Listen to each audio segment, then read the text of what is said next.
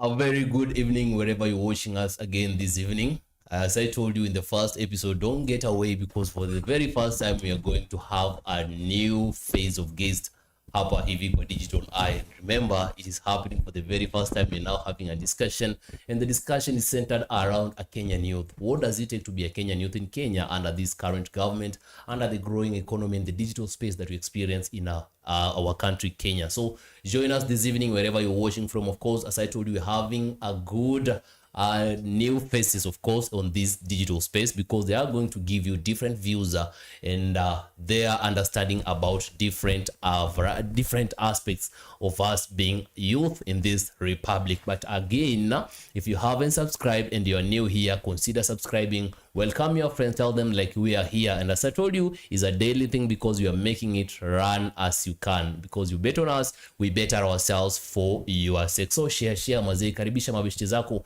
wambie like tuko hapa hivi, and then we are doing it because we are doing it to make sure that we inspire, we get you exposed, and we are getting to share whatever we have for the sake of us learning from each other without wasting a lot of time, because time is not on our side.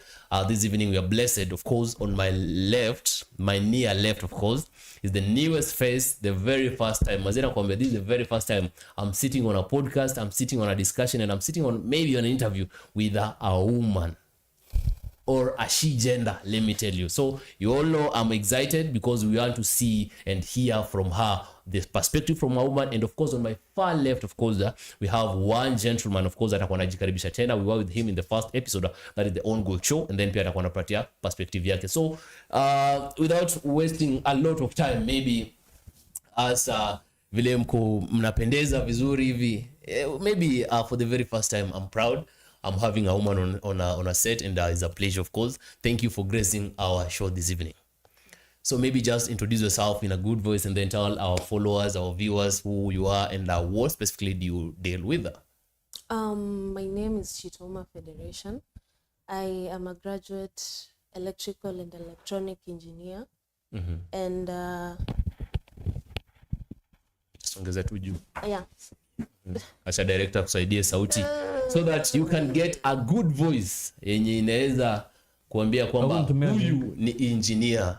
So wacha director msaidie kidogo asongeze sauti so that you get her clearly, upate sauti yake vizuri, so that ujue ni nani anadili na nini.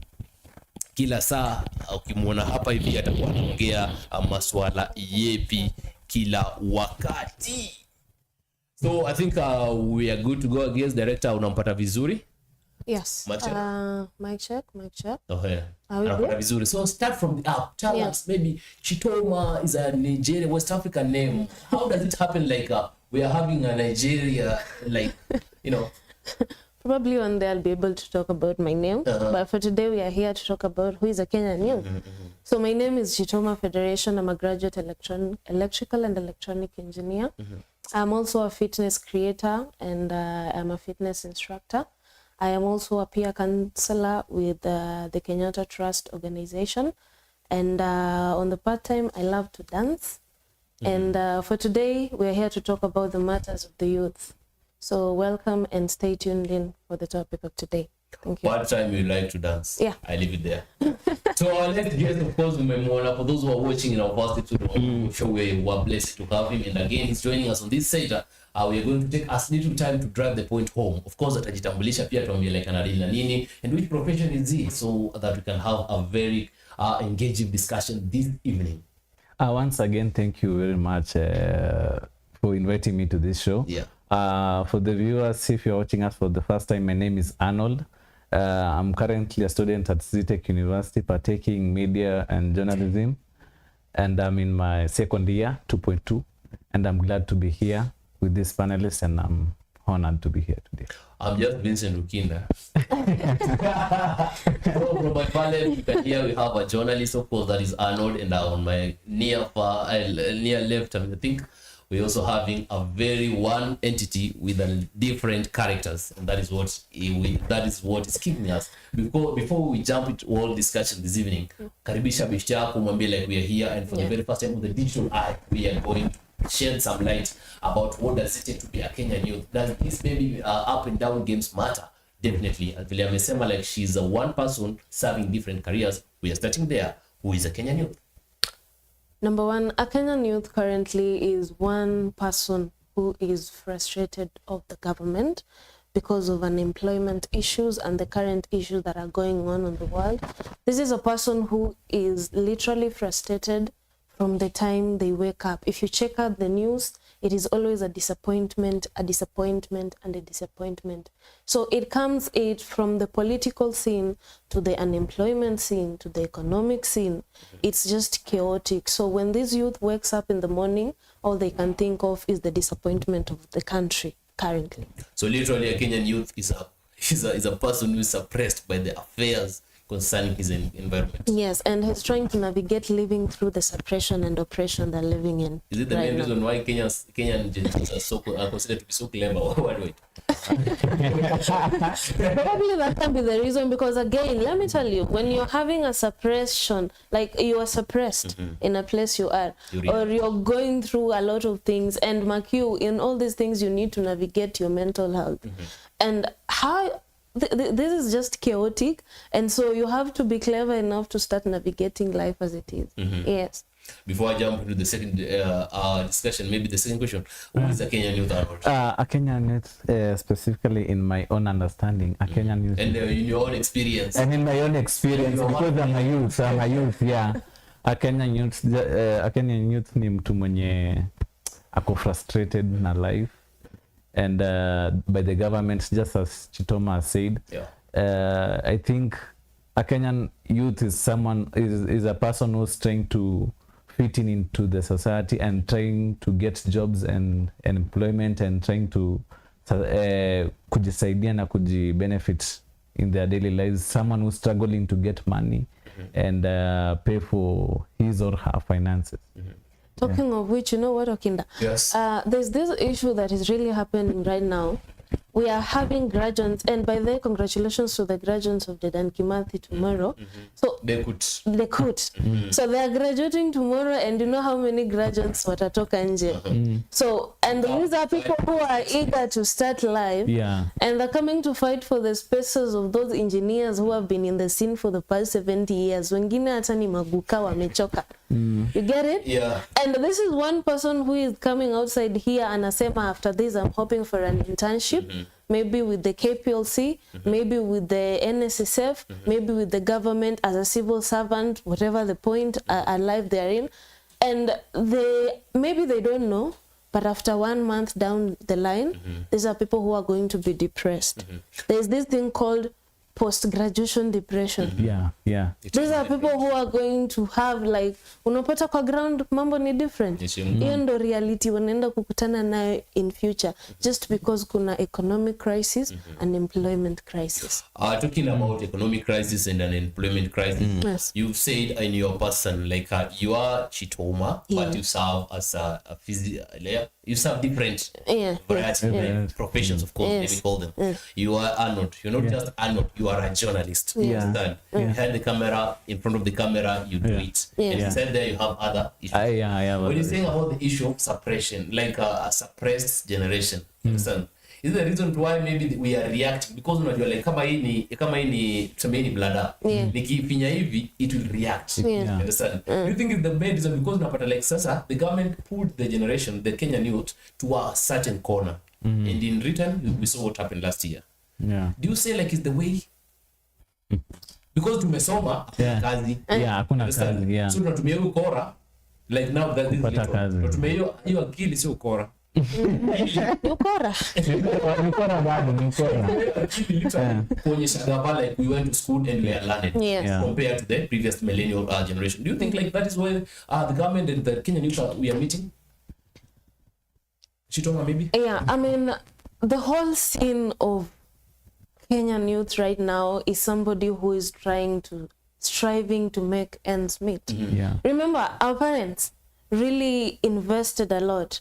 like a Kenyan degree costs millions of money. Yeah. And some of these students ni wale wenye we say the village is on their back. Unaget? Like unapata the whole kijiji inakutegemea. Huyu ni kama tulimchangishia school fees, tulimsomesha na kanisa. Huyu lazima afike mahali after 6 months wako like, oh, kijana nani alisoma? So akamaliza ka graduate. So we're expecting something after 3 months. Exactly. So they are looking at no return on investment right now because their kid is not like in employment or jobs. So vitu kama hizo zinafanya, the youth right now are even getting into things with the DCI just because they cannot get internships. I saw something before. I saw something like on ilikuwa, I think on Nairobi Gossip. Yeah.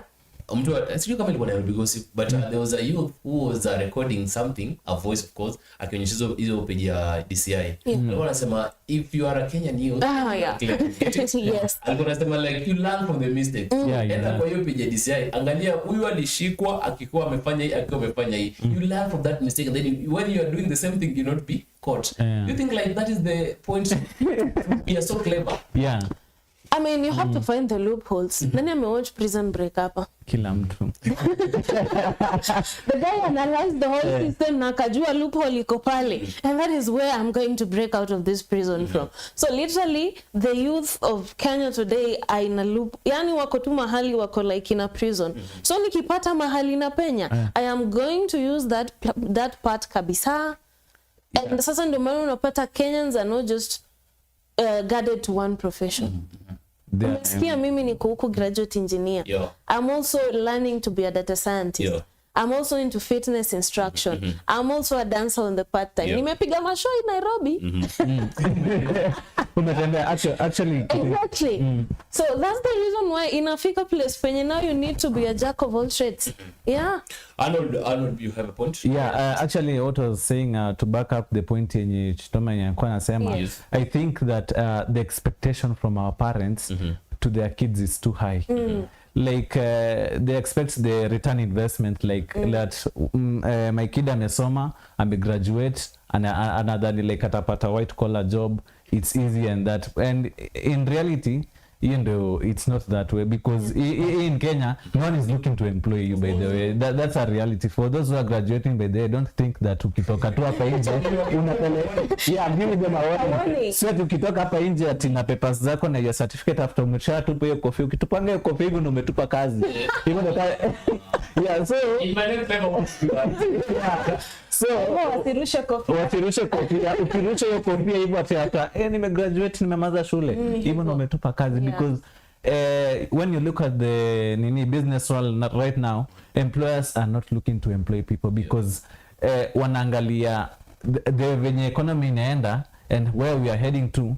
You don't need more more employees for you to work for you in your company, because they are looking like kuna social media yenye imekuja up, this new technology, people now are working at home, like kunaona like mbona ni employ mtu and I can use technology and do it myself. To add on that point where employers are now thinking like, why do I need a HR in my company? I'm starting a company. Unaweza eka boti kuwe HR wangu. Trust me, there's a guy in their company, there are only 6 guys. Actually 5 guys and a lady. Juu ya gender balance again. So the whole company iko West and inaraniwa na watu wangapi? Watano. All of these people are engineers. Hakuna HR, hakuna clerk, hakuna ule mtu wa desk kama front desk. All these people are just working blue collar jobs na wako pale. So let me tell you, out of all this, kuna watu wamekatwa jobs already. I was asking a very silly question. Nikiwa mdogo nilikuwa najiuliza kazi HR ni nini? Because gani ni wako HR? Kazi yao ni firing. I think human and resource ni ule mtu mwenye ni kama role yake ni kama ya principal. Like wewe ni HR wa certain sugar company. You don't know even the history of that company. Your kazi is just to protect the company. Protect and they oversee. And they oversee the works they like. And HR atakuja angalie, Vincent Okinda, uko na task, mbona hujafanya task? And HR is there kuangalia facilitate that, to make sure that umefanya homework yako. So managing director, director, HR. Yeah. Even zote vinajifunza. At this point mimi nashuku watoe managing MD, director, manager. The hierarchy is too much. Okay. Yes. Before we move on to the next point of discussion, Yes. trying to think about something. Now after this graduation, for example, umesema wase wako wade kesho wanatokea. The newest graduate in town. Yeah, we want now to fight for this space. Yeah. We have somebody in the industry, whether media, whether engineering, whether whichever the industry is, amekaa hapo for like 10 years. Let's give it a minimum of 10 years. Yeah. He has the experience, he has the exposure, he has whatever it takes to be there. So umekuja na hiyo akili yako engineer, unakuja the fresh mind, you what you want to fight for the same position. The question is experience really taking to depression a lot of youth?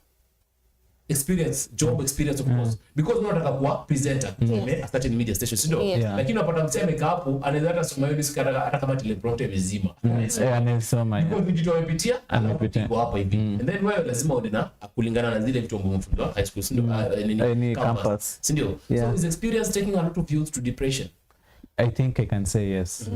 Because ukiangalia like certain these people is the freshmen and zimetoka straight from campus working get to this business to the job opportunities and kwa jobs utaangalia like kama for me a media person mimi ni fresh nikiingia huko like sina zile skills yes uko na skills umefunzwa shule uko na skills yako you still want to apply the same kamera shika chini ili panning unataka kufanya hivyo but kuna ule mtu mwenye amekaa hapo like akona ile experience anajua like makosa ikifanyika for example mkiwa live anajua wenye ata handle because yako na experience mingi ya anajua like ukiwa live hii ikifanyika you do this, so like hiyo nime kill a lot of inafanya most youths will get to depression. So I support it. I think is experience taking down a lot of youth. That is true, but again I'm going to take it as a bittersweet type of moment. To act against, I mean, not really against, but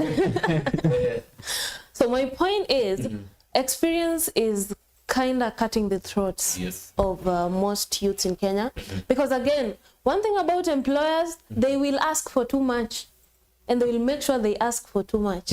Because tell me why I'm going, for example, to be interviewed as a social media manager and you're asking me for 10 years of experience.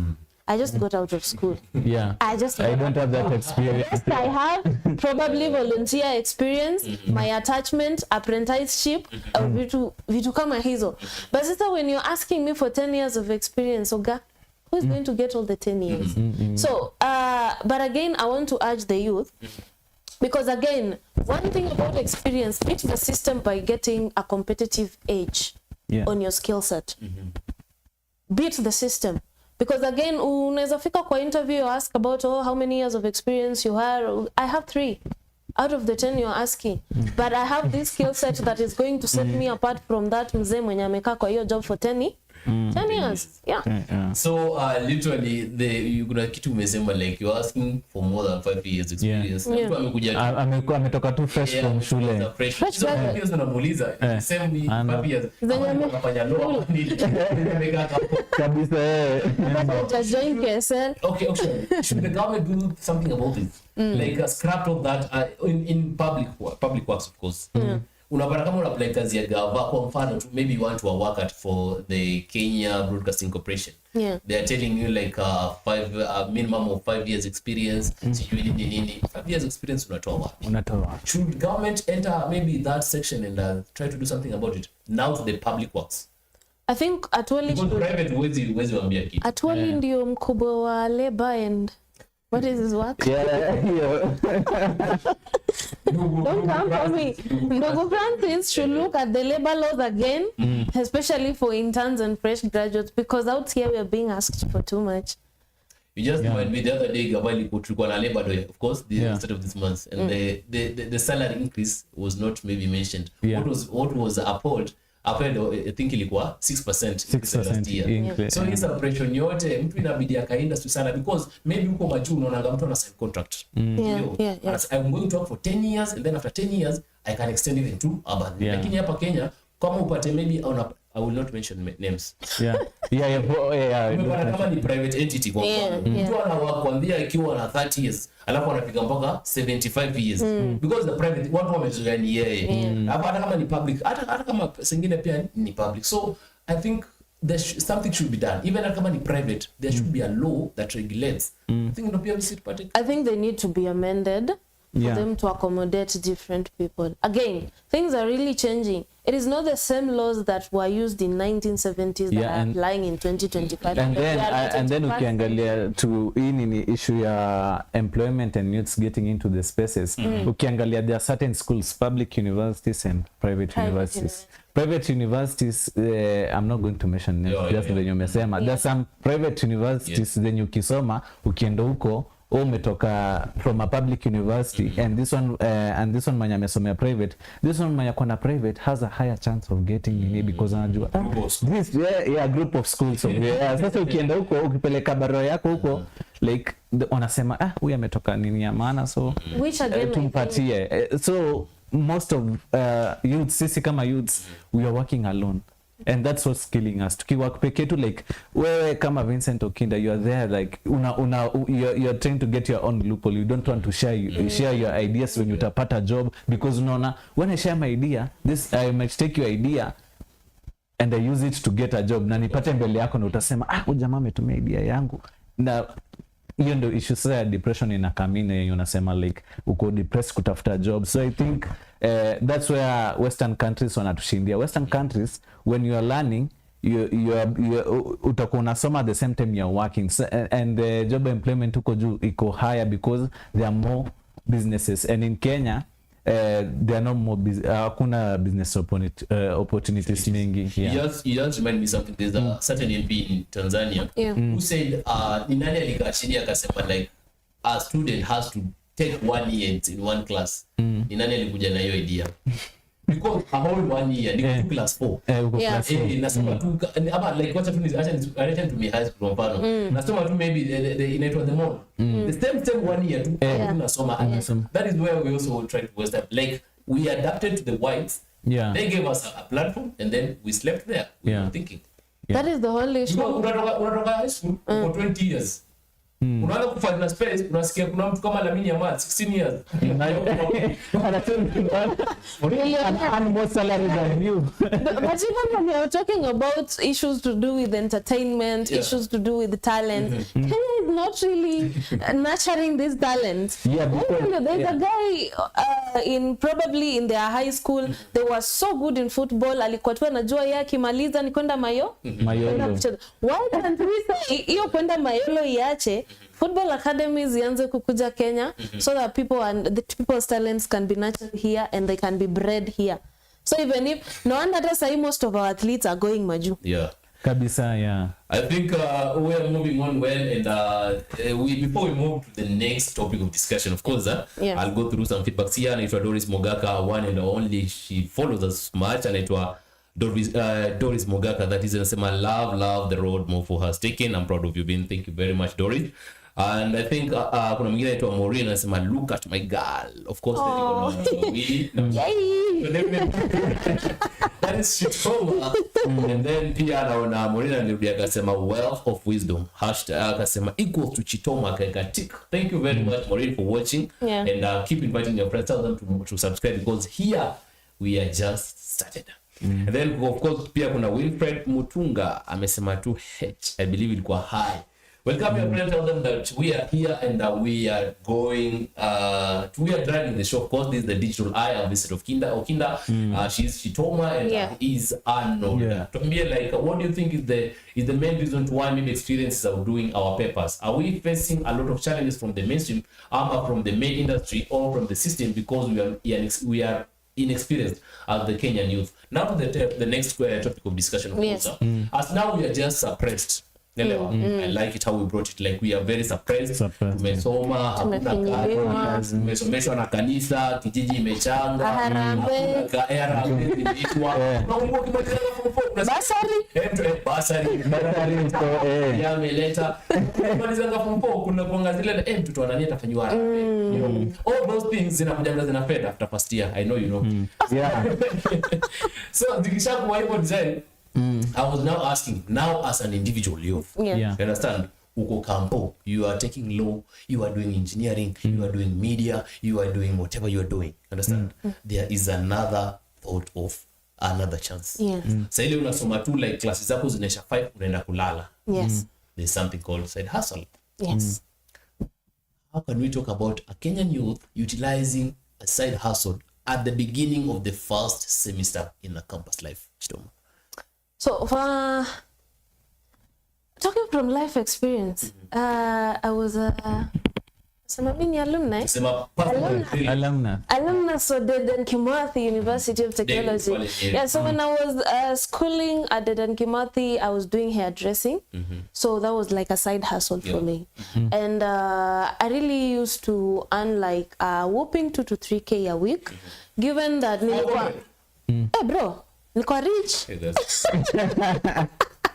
You're rich during the 2019 days before COVID came and scattered the whole world. Yeah. Okay. So the part of the side hustle, I think mine was a hobby and a talent.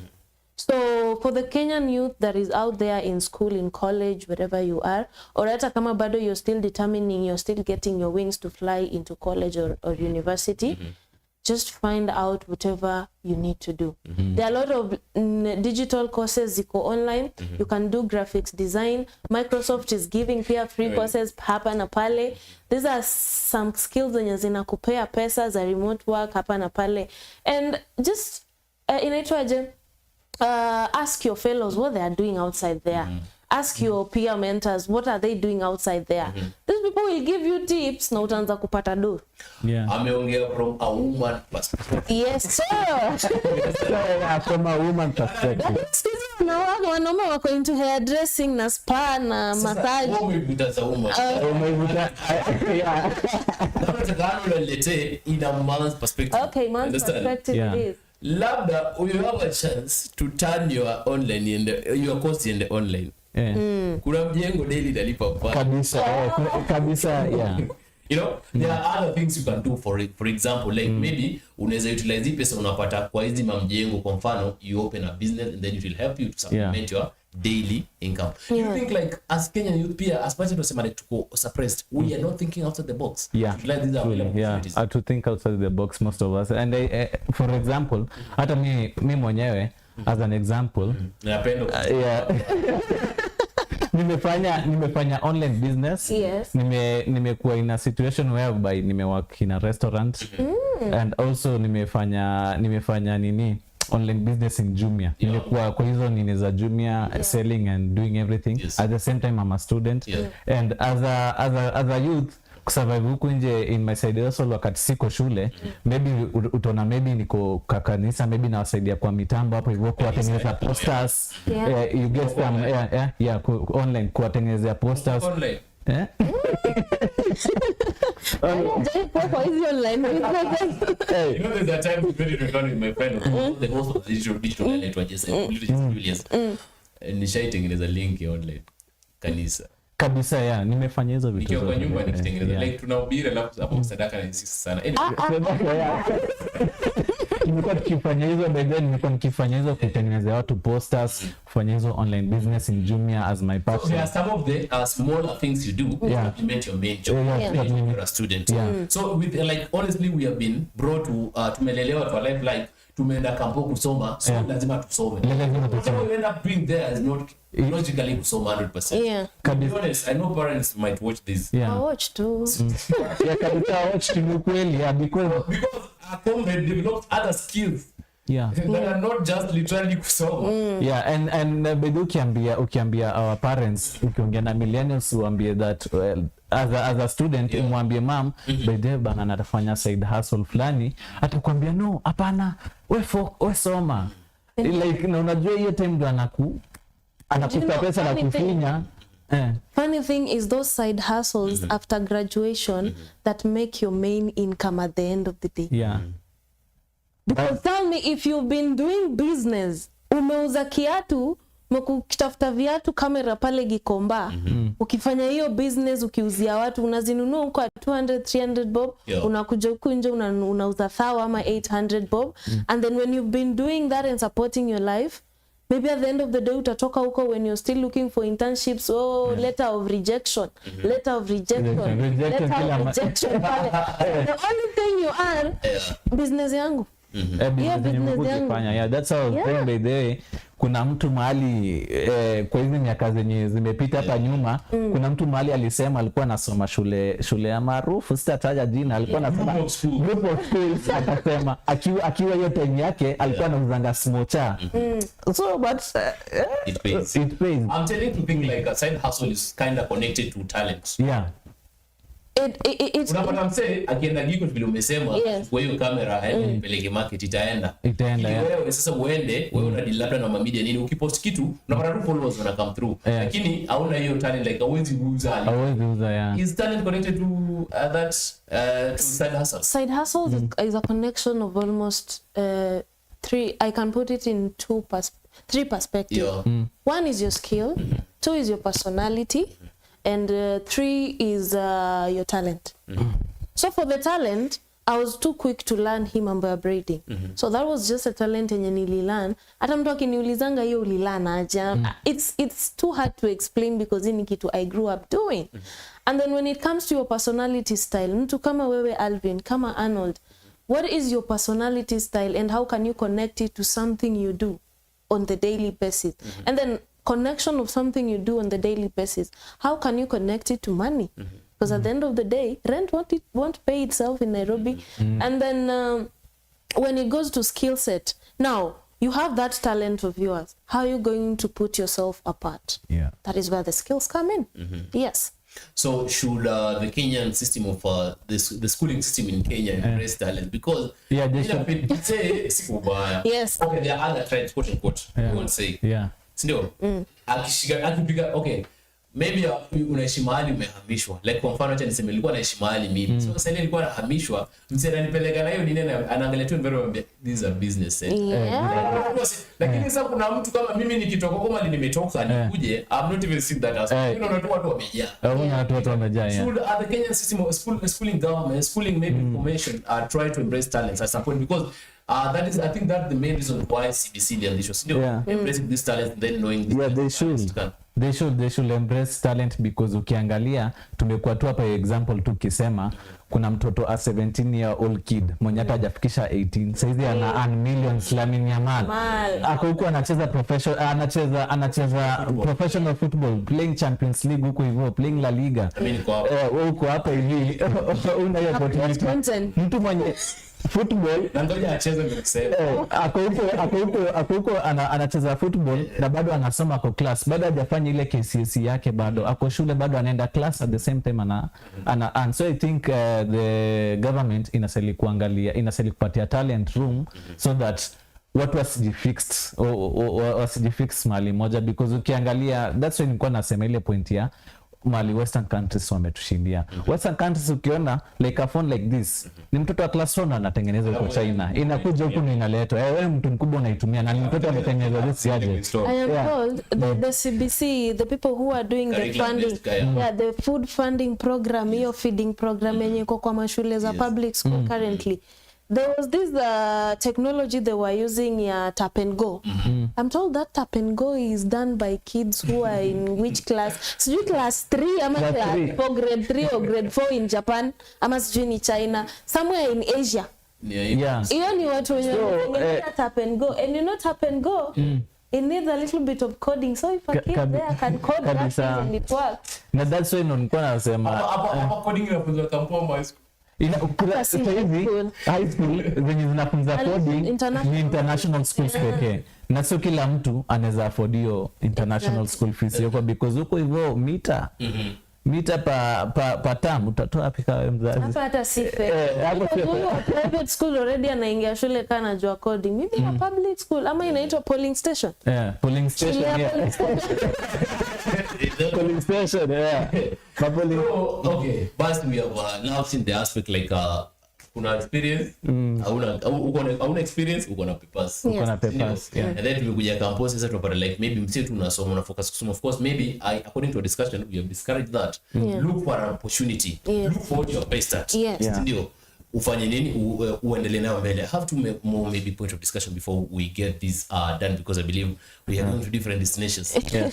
Like how do I say personally now, solution. do you believe, before we come to Shoma, do you believe in kwenda kampo umalize degree yako, umalize masters yako, and then ukose kazi uchukue ndudhi uende uendeshe? Personally, do you believe in that? Actually, yeah. Yeah? Yes. You believe in kwenda kampo usome degree yako uadvance kama hiyo tumefanya, and then ukose job, nikose job uende uchukue also ndudhi literally, so ndudhi ufanye kazi yoyote. Yes, because itafika mahali hizo knowledge yenye umekuwa ukisoma na ukichukua maybe Uber yako uanze kuwa Uber driver, uanze kuendesha Uber yako na uko na your masters, uko na your PhD hapo hivyo, hiyo knowledge yako like itafika mahali at a point that you'll get maybe a connection na utakaa na watu, utaanza kuongea na wasee like upate msee, utapata CEO fulani hapo hivyo, it'll get you maybe hopefully akuchukue na kupatie kazi, ataona jamaa kwa na akili na kwa hapa anaendesha gari. So yeah, I think like kukua ile na ile knowledge ya kwenda shule inasaidia ukue na hiyo knowledge. Sasa tukue tu kuinje tu ukue danda like ukue kama tuseme hata conductor amesoma. Kuna ma conductor mwenye by the way ametoka hapo hivyo ako na asubuhi ako class ama jioni ako class nini asubuhi hapo hivyo ako kwa gari anabebesha. So yeah, it's good to have that knowledge ndio able to solve problem life skills. Naweza sema life skills. Yeah. In a woman's perspective. Yes sir. Many women hawezi fanya zile kazi za out sana, like maybe mjengo, kwa kutembeza mayai. Sio many, nasema a few do. Yeah. So kutembeza mayai kwa sababu ukigia kampo unajua like providence is maximum. It's constant. Itatoka kwa boyfriend, itatoka kwa mzazi, baba, kwa beshe, itatoka kwa baba. So do you believe after all these flowering moments, zishafika mwisho, a woman can finish, a lady, let me say a lady, can finish campus, apate masters yake in law, apate whatever anaweza attain, and then aende nyumbani kazi ikosekane. Then now in you perspective. Wacha niangalie kamera nikikujibu hii. Baby girls, kuwa tu jack of all trades, kuna moja itaingiana. And I'm talking kujituma. #jitume, one of it itaingiana. Because tumefika at the moment where we are not waiting for nobody to save us. Hakuna mwenye atakuja kukusave. Gone are the days where women tulikuwa tunacultivatiwa, wewe unaletewa mpaka kwa mlango. Hata siku hizi wanaume wa siku hizi pia wanataka kuwekwa. So tafuta pesa uweke mtu. Kidogo hapo na disagree. Mwana mgeni atakuwekwa. Topic ya siku ingine. But today, as a baby girl, as a girl, as a female, look for somewhere where you can put where kitu inaweza kupea pesa. Whether it is your talent, whether it's something you're learning, skill set, and I'm actually loving it that the system of today is actually encouraging girls to go out there and fend for themselves. I love it because the more we are outside there, the more the society doesn't look down on us, and the more we are empowered. Alafu again, as a baby girl, look for a mentor, look for a group of girls that mnaweza jimenta pamoja so that you can grow together. Because nobody is coming to save you. Yeah. After umemaliza your degree, somebody is waiting, your parent is waiting for you to make a living. Make a living through that talent, make a living through that skill set, make a living through that business. Just start. Yeah. All right. Just start. I think we are proud, of course, like to have a Yay. For the longest time on Mobo TV, we've been having just a discussion centered around general maybe platform, but for the very first time, it's a show that will continue being here for the sake of all of us, not just maybe the ladies and the women in the room. So that is it. Be a jack of all trade, vile Shitoma amesema, do something that will get you out of that maybe comfort zone, and so that we're all fighting for this space, knowing that we can do it. And now maybe to the second last or last question. Yes. Not question, but discussion, of course. Papers, do papers measure like karatasi inamesha akili yako.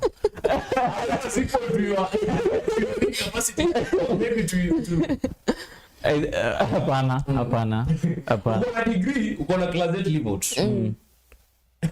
As much. Making the difference. I know papers has make difference. So in Kenya, for someone to survive, should you just be relevant, know how to write and read? No.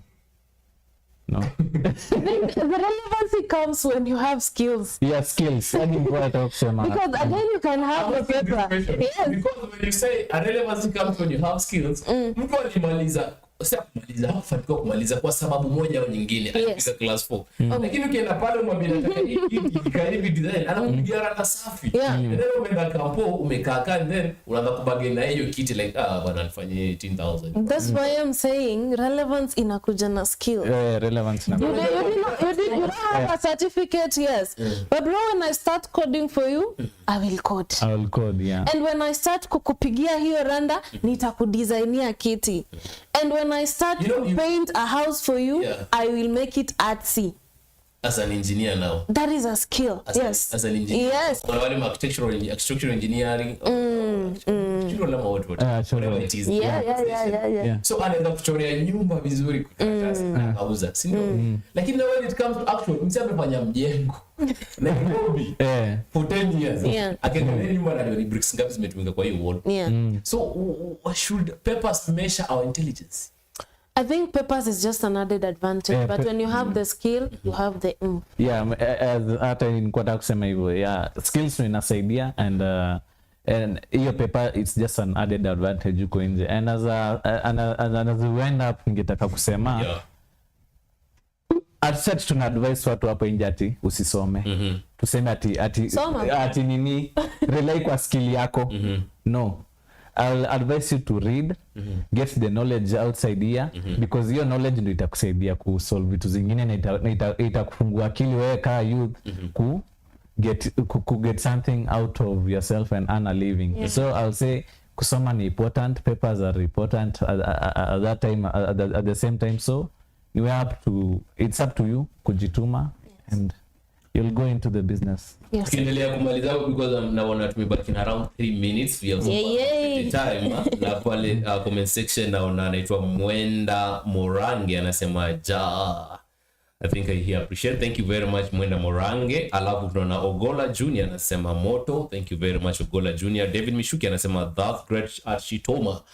I think you are speaking to a boy child somewhere, speaking to a girl child somewhere. So I think time is beyond us, and it's a fire discussion that I think we'll continue having it probably on Saturday evening because it is a whole roller coaster of events. How our youth should survive under such like economy. So maybe just to wind it out, like Tanzania Arnold, like maybe just talk to our Kenyan youth. Pia youth, of course, mtu wako na age kama yako, anasoma tu, hana side hustle, hapambani kwa labda kwa kuona kwamba ana utilize the available time. Just talk to him as maybe you're parting short. Okay, so naangalia ile kamera. Okay, sawa. Kama ni youth uko nje and you are out there struggling na kusoma and everything, nitasema tu wewe jitume and usijilimit. Don't limit yourself to one thing. Think outside the box. When tumekuwa tukisema tu hapo hivi about prison break. Ule msema kwa na active prison break, ali have to get a solution on how to get outside there. So as a youth there out when you kuko nje, soma, pata papers, get skills, na usijilimit peke yako. Knowledge yenye uko nayo, try to get people like wakusaidie, like mentors huko nje. Seek out help for professionals huko nje and they'll help you in your day-to-day life and you'll grow as a person and as a Kenyan. Usisome tu, you don't just be a student, do something, utilize the opportunity, utilize the available space that is from Arnold. Nakwambia ni aje, changamsha akili. Now to one and only the queen of the podcast, of course. So maybe looking into that camera, of course, there is a young woman, of course, out there, like who wants to join the campus, who is yet to decide her mind, of course, like what am I supposed to do best?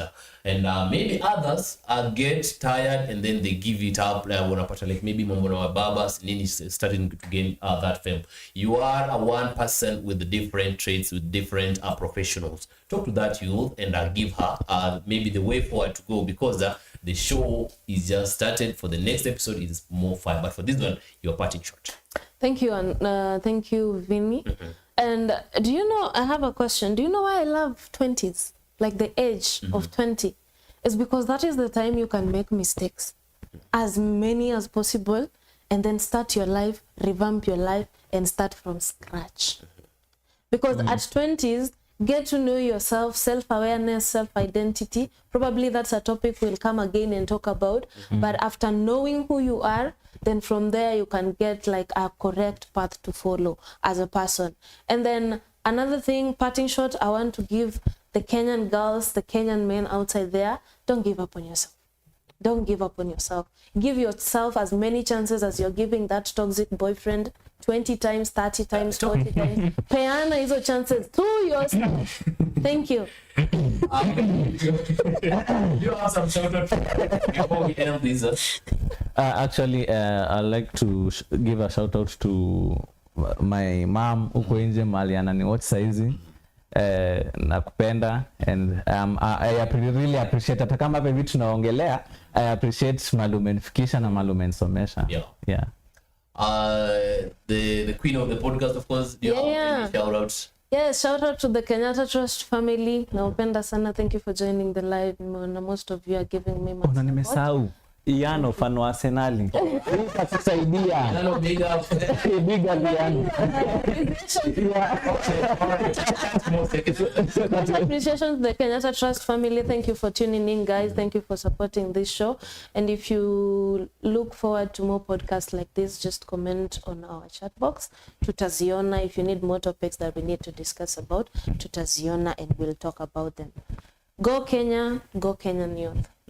Autaji labda mama, baba. Oh, mom and dad, thank you. You're seeing your girl. Proud. I think for another time we'll go through the comments and then we'll wrap it. Yes, sure. Doris Mogaga, thank you very much for keeping us always going by watching wherever you are. Maureen, look at my girl, of course, we appreciate. Maureen Akarutina akasema wealth of wisdom from that is from Chitoma. And then Winfred Mutunga akasema I believe that is high. Mwende Morange akasema yeah. Thank you very much, Mwende Morange. Team Kujaza.